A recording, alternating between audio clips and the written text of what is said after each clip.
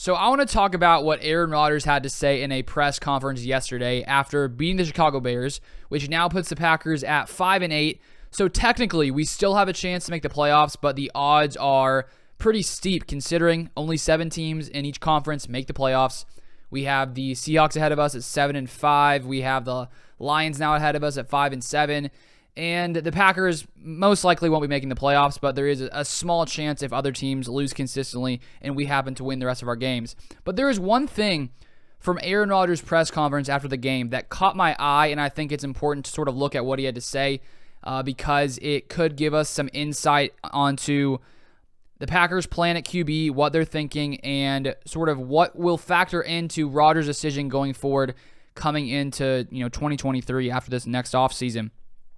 So a reporter asked Rodgers, the gist of the question was basically, with Christian Watson playing as he has, is the fact that Christian Watson is playing so good, is that going to factor in to Aaron Rodgers' decision coming into this offseason? And here is what Aaron Rodgers had to say. He says this: I left Cal and I could have came back with Deshaun Jackson at receiver and Marshawn Lynch in the backfield. I don't regret it because things have turned out pretty well. But that would have been interesting, playing with those two guys. I played with Marshawn for a year, but I say that because the way that Christian's developed, you definitely got to feel good as an organization with his development. It's a rapid, wild development, and it's hard to think about another player who goes from being kind of here and there, minimal production, to go-to type player, home run player. I mean, he had 2 60-plus yard touchdowns, it seems like. Last week a catch and run on a short one, and then an end around. Pretty special. So it'll all factor into it. But listen to this. But there's got to be mutual desire on both sides. And me personally, after watching that game, I was thinking to myself, man, with Christian Watson playing this good, with Romeo Doubs not even here in these past 4 games, with this offense finally starting to get going, I, for one, would think that Rodgers would likely be back in 2023 just because of those factors. The fact that this offense will likely be much better next season, and I would think that Rodgers would want to return. The thing that sort of caught me a little off guard was that final quote, where Rodgers says, but there's got to be mutual desire on both sides. So with Rodgers mentioning that for him to come back to Green Bay, he has to desire it, and the Packers have to desire it. So that almost makes me think a little bit that Rodgers seems to think from that quote that there could be a chance that there's not a desire on the Packers side for Rodgers to return.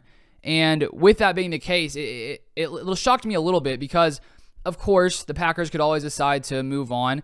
But with the Packers giving Rodgers that 3-year, $150 million contract this offseason, it seemed to me like if Rodgers wanted to return next season, then they would be 100% all for it. But with Rodgers saying, but there's got to be mutual desire on both sides, it leaves open the idea that the Packers could potentially not be interested in Rodgers returning, even if Rodgers wants to come back in 2023.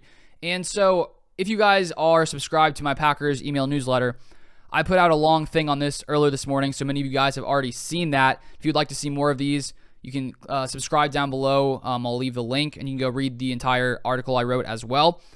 But with the fact of Rodgers saying this, it seems to be that there is probably at least a percent chance, who knows how big or how small, that the Packers could decide to move on from Rodgers, even if he wants to return. Because I think when you look at the Packers this season, I think that the front office probably expected much more because you don't go out and pay Rodgers that much. You don't go and sign Devondre Campbell, Rasul Douglas, really solidify the defense, bring back majority of the same guys who were here last year. You don't do all of that unless you expect the Packers have a chance to make a run at a Super Bowl. And I think that if you are the front office right now, you could be thinking to yourself, well, shoot, we were wrong. This team isn't quite capable as we thought they were. And with them now sitting at 5-8, who knows how the next 4 games will go, they could think to themselves, well, maybe it's a good time to move on to Jordan Love just because Packers playing average. It's easier to move on to a guy when maybe there's not as quite as high as expectations as if the Packers, finish off in, playoff wins and then Love comes in and there's some, higher expectations. Who knows? But there does seem to be the potential of that happening. And let's say, for example, because there's many potential scenarios, Rodgers could return. The Packers could be like, yes, this is great. Let's come back 2023, run it back. Maybe the offense will be better. That's a scenario. Rodgers could want to come back, and the Packers seemingly could say, actually, maybe not, which, okay, what would happen then? So they could technically trade Aaron Rodgers this offseason, which is one of the potential options. And when it comes to the cap situation, that is sort of a big part of this with the huge contract Rodgers has.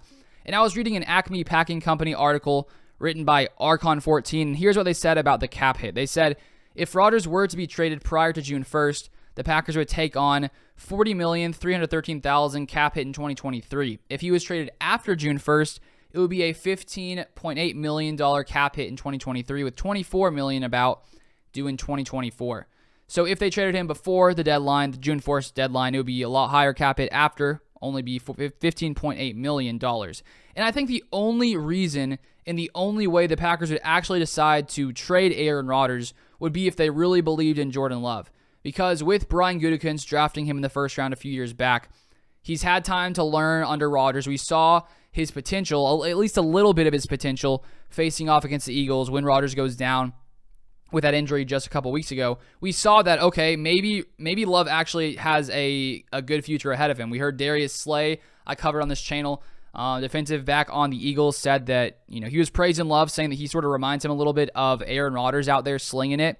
And with that being the case, the Packers front office may say, you know what, we really, at least at some point, want to move on from Rodgers. And from Rodgers' comments that he's saying there needs to be mutual interest on both sides, I really don't think he would say that unless he thought maybe there was a chance they wouldn't be interested. I'd be curious to hear if you guys have the same take on this scenario. If you have a different take, please leave your comments down below. But I just wanted to bring this to light because I thought it was sort of interesting after listening to Aaron Rodgers' press conference. And if you want to see more of my Packers writing, make sure you subscribe to this channel. But you can also click the link down below. You can read my entire article. I went into a little bit more depth on this quote and sort of the potential scenarios this offseason for the Packers.